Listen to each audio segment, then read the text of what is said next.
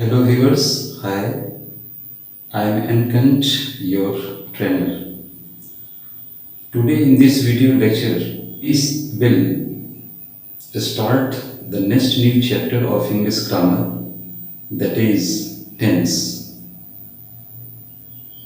One of the most important and crucial chapters of English grammar.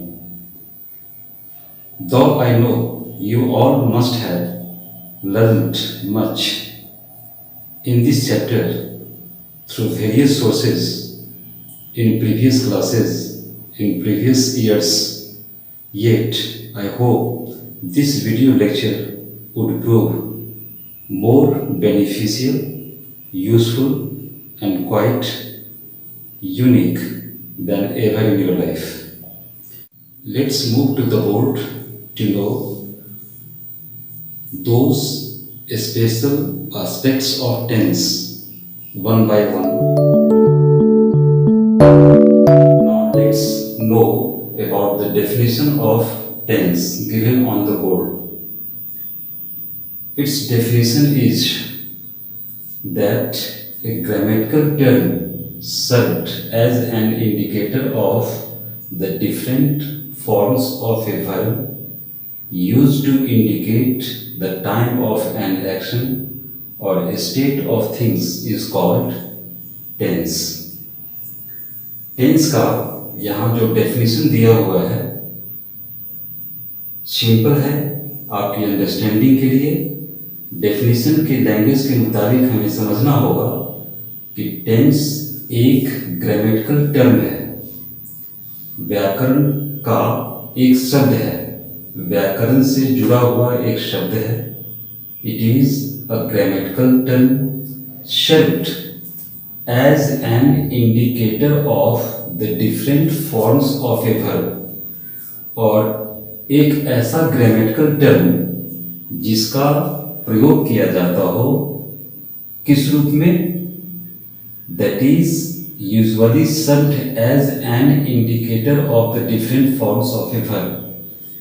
verb के different forms को indicate करने के लिए मेन वर्ब के डिफरेंट फॉर्म्स के इंडिकेटर के रूप में जिस ग्रामेटिकल टर्म को यूज किया जाए, जिसे सर्व किया जाए, जिसका उपयोग किया जाता हो, used to indicate the time of an action और स्टेट ऑफ थिंग्स. एक्शन के टाइम को पॉइंट आउट करने के लिए, किसी काम के समय को बतलाने के लिए, या थिंग्स के स्टेट के टाइम को बतलाने के लिए. State means condition, state of things means condition of things, वस्तु की अवस्था के समय को बतलाने के लिए. तो ऐसे ग्रामेटिकल टर्म को हम कहते हैं टेंस. टेंस एक ऐसा ग्रामेटिकल टर्म है जिसका यूज किया जाता है वर्ब के डिफरेंट फॉर्म्स के इंडिकेटर के रूप में.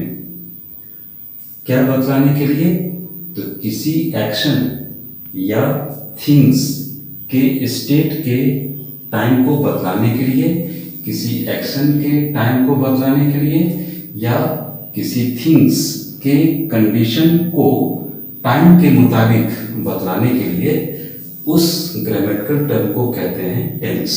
ओके, हम जरा एग्जाम्पल सेंटेंसेस में जाएंगे और देखेंगे कि हर सेंटेंस में किस तरह अलग अलग टेंस को यूज किया जाता है, या हर सेंटेंस में किस तरह टेंस का इस्तेमाल वर्ब के डिफरेंट फॉर्म्स को बतलाने के लिए किया जाता है, या इवन ऐसा भी कह सकते हैं कि किस तरह हर सेंटेंस में वर्ब के डिफरेंट फॉर्म्स का इस्तेमाल किया जाता है सेंटेंस में डिफरेंट टेंस को बतलाने के लिए. इस तरह एग्जाम्पल सेंटेंसेस में 1 to 6 हम ऑब्जर्वेशन करेंगे. फर्स्ट एग्जाम्पल सेंटेंस है शी सिंग्स अ सॉन्ग, वह एक गीत गाती है। यहां सिंग्स को अंडरलाइन किया गया है। अगर टेंस के बारे में पहले से थोड़ी सी भी जानकारी होगी तो आप यहां आइडेंटिफाई करेंगे सिंग्स क्या है, V5। जिस घर में एस या एस लगा होता है उसे V5 कहते हैं। शी सिंग्स अ सॉन्ग, वह एक गीत गाती है। सिंग्स जो V5 है इसका इस्तेमाल किया जाता है प्रेजेंट के सिंपल फॉर्म में। इस सेंटेंस से पता चलता है कि गाने का काम किस टेंस में हो रहा है, प्रेजेंट टेंस में। किस टाइम में, प्रेजेंट टाइम में। Okay.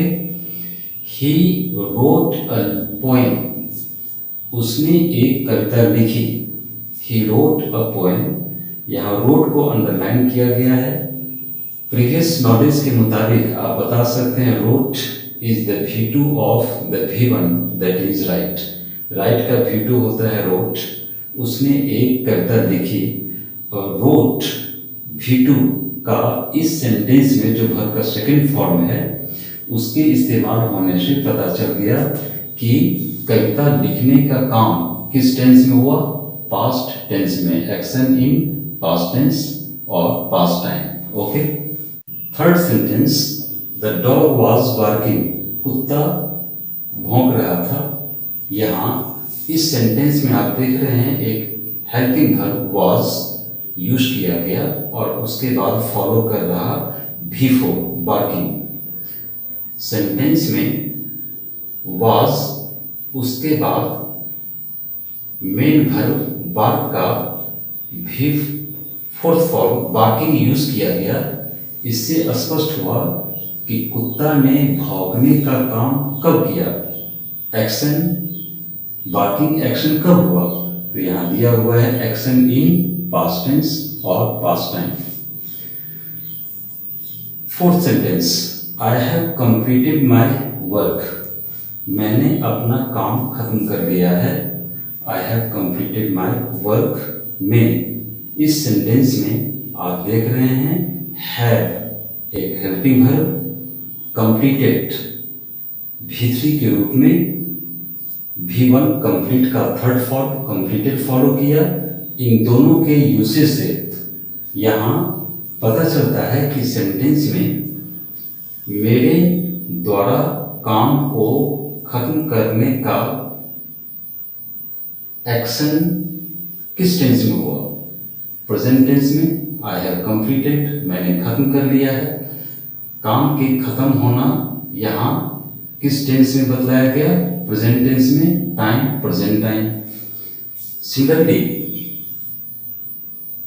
You will perform well in the test, तुम टेस्ट में अच्छा करोगे।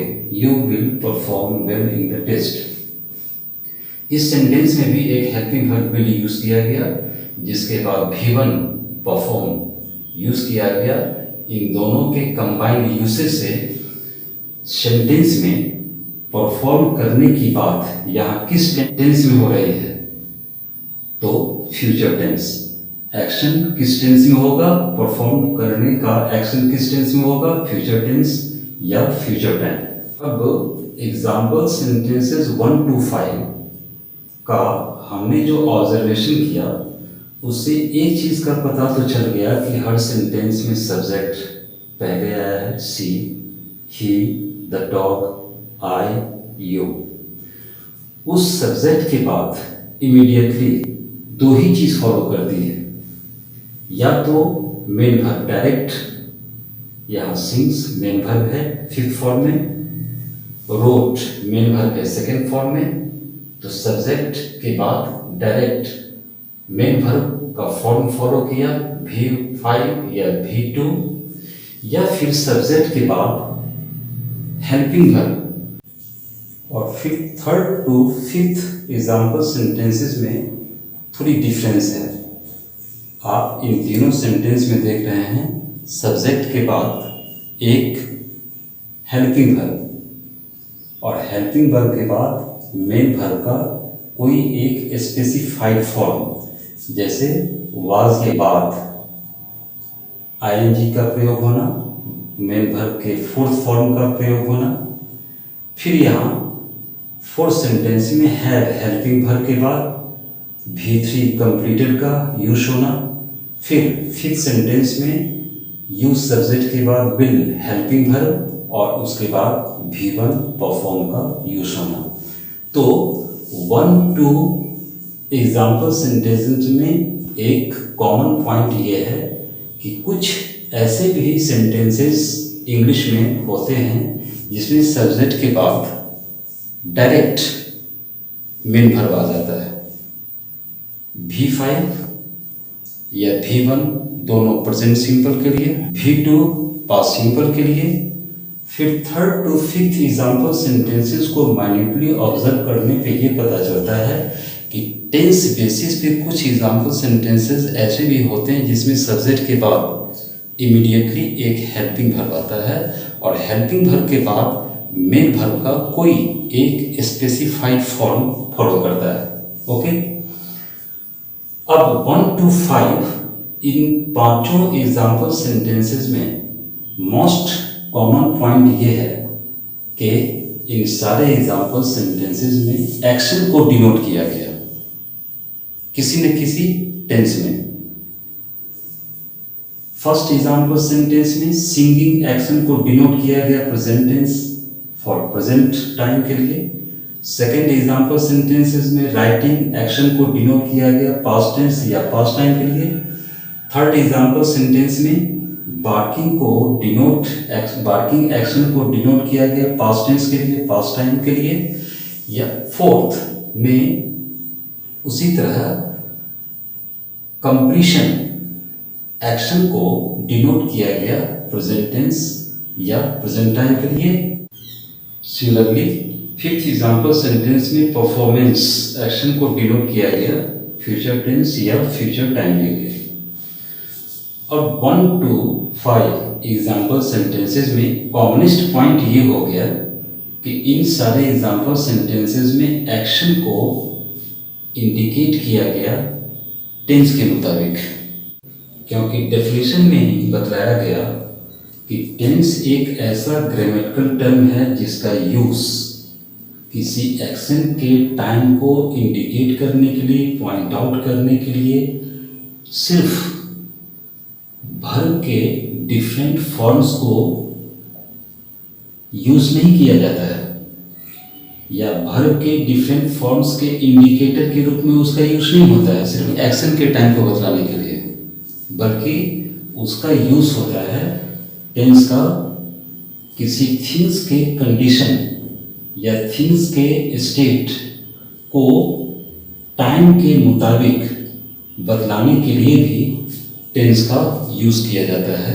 इसलिए 1-5 में कॉमनेस्ट पॉइंट ये है कि इन पांचों सेंटेंसेस में सिर्फ एक्शन को बतलाया गया टेंस के मुताबिक, टेंस के डिफरेंट काइंड्स के मुताबिक या उसके डिफरेंट फॉर्म्स के मुताबिक।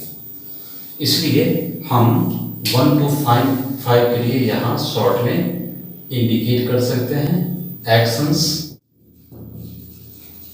हालांकि ये यहाँ दिया हुआ है ब्रैकेट में, और 6th और 7th में देखें इसमें क्या दिया गया है।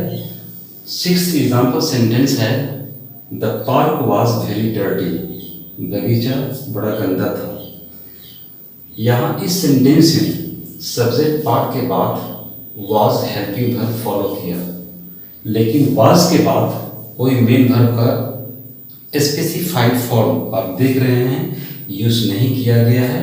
यहाँ उसके बाद एडवर्ब और एडजेक्टिव के रूप में डर्टी यूज किया गया है। तो यहाँ वाज हेल्पिंग वर्ब को यूज किया गया क्या बतलाने के लिए, कंडीशन और स्टेट को बतलाने के लिए। किस चीज का कंडीशन, किस चीज का स्टेट, तो पार्क के कंडीशन और स्टेट को पास्ट टेंस में बतलाने के लिए यहाँ वाज को यूज किया गया। ब्रैकेट में लिखा हुआ है state of condition of park son in past tense. Okay, let's look at the last 7 sentence, that is your house you live in is old. आपका घर जिसमें आप रहते हैं पुराना है। क्या पुराना है, योर हाउस इज ओल्ड, यहाँ इज हेल्पिंग वर्ब को यूज किया गया, फिर क्या बतलाने के लिए, स्टेट या कंडीशन, एक्शन नहीं। एक्शन तो तब होता जब हेल्पिंग वर्ब के बाद कोई मेन वर्ब का स्पेसिफाइड फॉर्म फॉलो करता। यहाँ इज के बाद एडजेक्टिव फॉलो कर रहा है, इसका मतलब कि इज हेल्पिंग वर्ब यूज किया गया है नाउन के बारे में, उसके स्टेट और कंडीशन को बतलाने के लिए, किस टेंस में, प्रेजेंट टेंस में। ओके, और 6th और 7th एग्जाम्पल सेंटेंसेस के ऑब्जर्वेशन से ये पता चला कि कुछ ऐसे भी एग्जाम्पल सेंटेंसेस होते हैं जिसमें टेंस का यूज किया जाता है स्टेट और थिंग्स के टाइम को बतलाने के लिए। यहाँ हम मार्क आउट कर देते हैं स्टेट्स। ओके, अब तक के डिस्कशन का कंक्लूजन ये है कि टेंस के डेफिनेशन में जो दो मूड आइडियाज को रिफ्लेक्ट किया गया कि टेंस एक ऐसा ग्रामेटिकल टर्म है जिसे यूज किया जाता है सिर्फ एक्शन के टाइम को इंडिकेट करने के लिए नहीं, बल्कि थिंग्स के स्टेट और कंडीशन को टाइम के मुताबिक इंडिकेट करने के लिए भी किया जाता है, दो अलग अलग चीज़ों को बतलाने के लिए। वो लैंग्वेज इन सारी एग्जाम्पल सेंटेंसेस में अब हम कह सकते हैं रिफ्लेक्ट हो रहा है। This language has been justified and found consistent in the whole example sentences given on the board. Okay, अब टेंस को अक्सर बच्चे कहते हैं कि मुझे ये नहीं पता चल पाता कि किस सेंटेंस में कौन सा टेंस यूज किया गया है। 0 लेवल पे किसी सेंटेंस को देखकर टेंस को आइडेंटिफाई कर लेना, ये फंडामेंटल और बेसिक लेवल की नॉलेज होती है। उस प्रॉब्लम को सॉर्ट आउट करने के लिए हमने कुछ यहाँ दिया है pointers of tense. Pointers of tense यानी हर सेंटेंस में कुछ ऐसे वर्ड होते हैं जिस वर्ड को देखकर आप बता सकते हैं कि ये सेंटेंस प्रेजेंट टेंस में है, पास्ट टेंस में है या फ्यूचर टेंस में है, क्योंकि आप जानते हैं there are only 3 types of tense used in the whole English language, present, past और फ्यूचर। और टेंस का पॉइंटर्स क्या क्या है, तो हेल्पिंग वर्ब्स। हेल्पिंग वर्ब्स में यहाँ दिया गया है, इसे अच्छी तरह से ध्यान में रखेंगे, याद कर लेंगे, समझ लेंगे। हेल्पिंग वर्ब्स में is, am, are, has, have, do, does, ये जो 7 1 2 3 4 5 6 7 ये जो 7 हेल्पिंग वर्ब्स के लिस्ट दिए गए हैं, these all helping verbs are usually used in the whole English language to indicate any action only in present tense। Present tense में किसी एक्शन को रिफ्लेक्ट करना हो, प्रेजेंट टेंस में किसी एक्शन को बताना हो, तो उसके लिए ये 7 हेल्पिंग वर्ब्स यूज किए जाते हैं, अदरवाइज इसके ज़्यादा और कुछ नहीं। तो इन 7 में से कोई हेल्पिंग वर्ब किसी सेंटेंस में आप यूज्ड हुआ देखें, उस सेंटेंस को किस टेंस में मानेंगे, एज्यूम करेंगे, present tense. Next was, were, had, did। अब दूसरे ग्रुप में कुछ और भी हेल्पिंग वर्ब्स दिए गए हैं, 4 was, were, had, did। ये 4 हेल्पिंग वर्ब्स जिस किसी भी सेंटेंस में यूज हो गया, आप उस सेंटेंस के कौन से टेंस को एज्यूम करेंगे, पास्ट। यानी अगर किसी एक्शन को किसी सेंटेंस में पास्ट टेंस में बताना हो तो उसके लिए was, were या had या did को हम यूज करते हैं। Okay, last shall oblique will। किसी सेंटेंस में अगर shall या will आप यूज हुआ देखें तो definitely and undoubtedly you must consider the given sentence to be in future tense. Sentence में शैल और विल का प्रयोग हो गया, आप समझे एक्शन को फ्यूचर टेंस में रेफर किया जा रहा है। Is that clear? तो फर्स्ट पॉइंटर्स ऑफ टेंस क्या हुआ? Helping verbs. हम हेल्पिंग वर्ब्स को देख करके भी हम किसी सेंटेंस के टेंस को एज्यूम कर सकते हैं, कंसीडर कर सकते हैं। टेंस का सेकंड पॉइंटर्स क्या है? Main verbs. और जब मेन वर्ब्स की बात करते हैं तो दिमाग में ये बात बैठी होनी चाहिए कि एक्शन वर्ड। और जब एक्शन वर्ड या मेन वर्ब्स की बात होती हो तो आपके माइंड में ये भी बात होनी चाहिए कि there are only 5 forms of the main verb: V1, V2, V3, V4 and V5। अब मेन वर्ब्स के द्वारा भी सेंटेंस में टेंस को हम पॉइंट आउट कर सकते हैं, इंडिकेट कर सकते हैं। यहाँ मेन वर्ब्स में दिया गया, जैसे V1। किसी सेंटेंस में V1 है, यानी गो, कम, लर्न, लाफ, यानी किसी सेंटेंस में V1 है तो उस V1 के यूज्ड होने से ही हम एज्यूम करेंगे कि वो सेंटेंस प्रेजेंट टेंस में है। उसी तरह अगर किसी सेंटेंस में V5 है, मेन वर्ब का फिफ्थ फॉर्म, जैसे गोज, यहाँ मिस्टेक हुआ है, गोज, कम्स, यानी जिस वर्ब के लास्ट में एस या ईएस लगे हों उसे हम मानते हैं V5, मेन वर्ब का फिफ्थ फॉर्म। तो किसी सेंटेंस में V5 हो तो उस सेंटेंस में उस V5 को यूज्ड हुआ देख समझ जाएंगे वो भी सेंटेंस प्रेजेंट टेंस में है।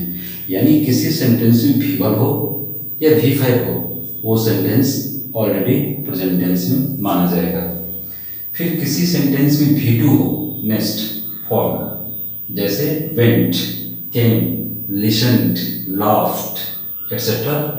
तो उस V2 के यूसेज से आपको समझ में आना चाहिए वो सेंटेंस पास्ट टेंस में होगा। फिर किसी सेंटेंस में अगर शैल और विल के साथ V1 हो तो उस स्ट्रक्चर से या उस शैल विल के बाद फॉलो करने वाला V1 से आप समझ जाएंगे वो सेंटेंस फ्यूचर टेंस में है। तो ये देयर आर 2 pointers